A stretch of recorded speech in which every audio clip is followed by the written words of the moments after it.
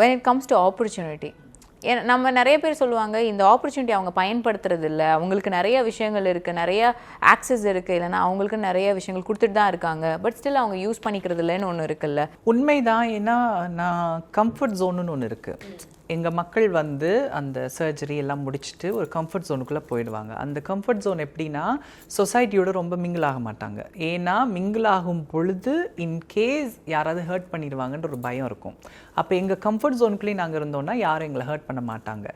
இப்போ ஆப்பர்ச்சுனிட்டிஸ் கிடைக்கும் போது அவங்க வெளியில் வந்தாங்கன்னா அந்த கம்ஃபர்ட் ஜோனை விட்டு வெளியில் வரணும். அப்போ நிறைய பேரை ஃபேஸ் பண்ணணும்.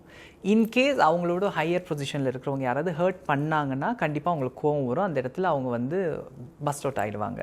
அப்போ திருப்பி கம்ஃபர்ட் ஜோனுக்குள்ளே தான் ஓடுவாங்க. இதுதான் பிரச்சனையாக இருக்குது.